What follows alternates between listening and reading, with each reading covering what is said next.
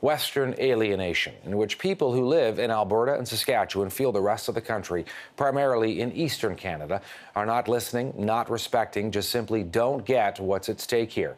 For more, let's go to our bureau in Calgary. We've got Donna Kennedy-Glans joining us. She is an author and a former member of a legislative assembly in Alberta for the Progressive Conservatives. Herself, at one point, electricity minister in the province. Great to have you on, Donna. Thank you for taking the time today to come on CTV.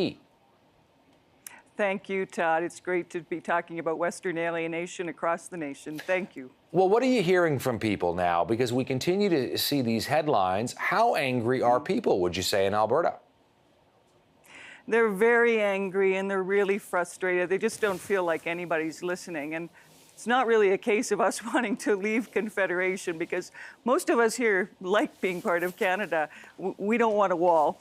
But we're just feeling like we are aliens in our own country. We feel like there's a systemic issue with Confederation, particularly on the prairies, and particularly with this energy economy that just seems to be disenfranchised and not relevant to our leadership. Speaking of leadership, the Prime Minister has been the target, as you know well, Donna, of a lot of anger in Alberta and Saskatchewan. Why? Because it's like we're not here. He's off running around the world talking to people about climate change, and most Albertans care about climate change. I spent a lot of time in 2016 talking to almost 500,000 Albertans about what they thought about climate change before the meetings in Paris, and people here care. If this leader that's running our country cared as much about our economy as he did about climate change, then he would also use peace, order, and good government and national interest and his constitution to make sure that pipelines that were approved appropriately, as we're seeing here in BC, that they went ahead. Instead, he's sitting back and watching. He uses national interest powers of the Constitution to make sure that we're seen as leaders on climate change, and yet he won't use the very same rights that he has to be able to make sure that our oil and gas economy continues to thrive hand in glove with a greener economy. I don't know why he won't do it. Do you think the government is guilty of sort of showing a disrespect to the oil industry? And I ask that at the same time, Donna, you know what some of the talking points have been from the Prime Minister's office, which is Justin Trudeau has gone to Alberta time and again, more times than any other Prime Minister in the first part of their mandate, that he understands and he gets it, but that he is trying to sort of have a popular policy on the environment and also the popular policy on the energy sector as well, and he just can't make everybody happy on that front. Well, we've got an economy that is failing. The Bank of Canada came out today and said that, and we've been noticing it for quite some time here in the West. You can chase a dream like climate change, and yes, it's important.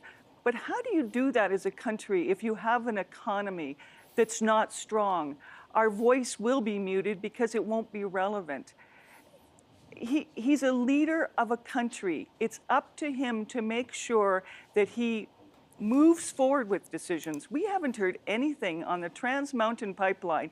And even people I know who are very climate-oriented and care about this issue are wondering why we're not seeing action on it. Most people here now, quite cynically, expect that nothing will happen before the election's called and that it will just die on the order paper.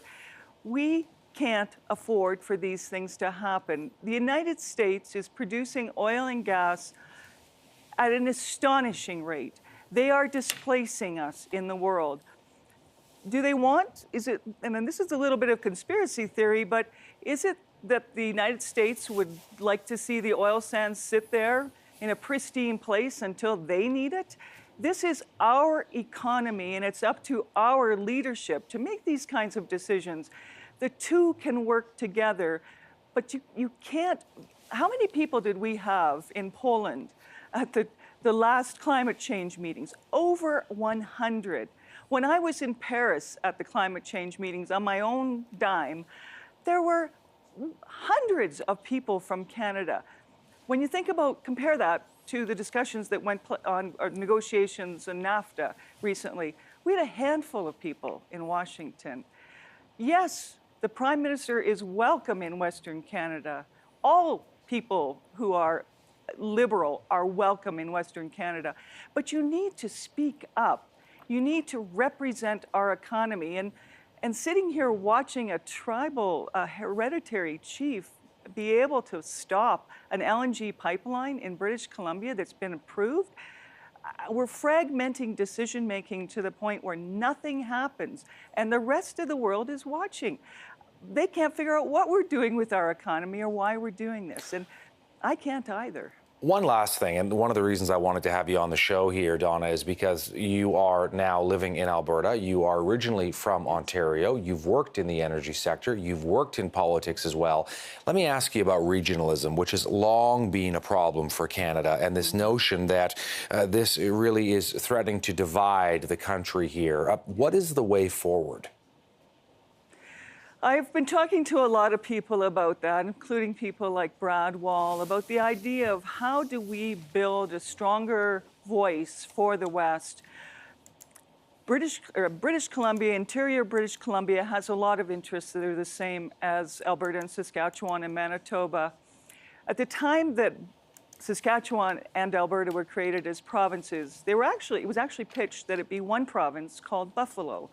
And the government of the day decided that that might just be too powerful a place, and so they didn't allow it. But I think we have to start to think more constructively and proactively about how do we prioritize Western interests? How do we make sure that when we go to the Confederation table, we're not splintered? And I say that across the country. These aren't just issues for the West. We're one country. We want to be one country. But quite honestly, when we look at a place like Quebec and Parizeau and what he did in building a firewall around Quebec and a separate pension and Caisse depot, they even pay their own taxes directly, their provincial taxes. We send ours to Ottawa and then it comes back.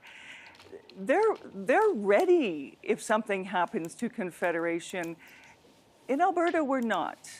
We do want to be part of Confederation, but we have got a systemic issue here that unless it's addressed, we're just, it's one thing to not have a voice and to disenfranchise people.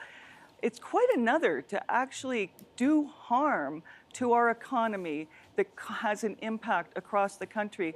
I was in Southern Ontario at my family's farm at the time that the Oshawa plant, the GM plant, was shut down. It was a terrible thing. But the magnitude of that plant closing relative to what we're seeing right here in Alberta, and we've been seeing for 3 years now, is there's a huge difference. And I care about workers in Oshawa. Lots of the people that I grew up with and went to school with worked in that sector, work in the auto sector. It's not like we don't care about one another, but we have to understand the consequences of failing to lead and make decisions. And there are really ugly consequences right now. And I hope we can press our government to start to reprioritize the decisions that are made. Donna Kennedy-Glans joining us from our studios in Calgary, former member of the Legislative Assembly in Alberta, herself also an author. Donna, such an important conversation. Thank you for taking the time to come on CTV. No doubt we'll have an opportunity to talk again down the line. Thank you, Todd.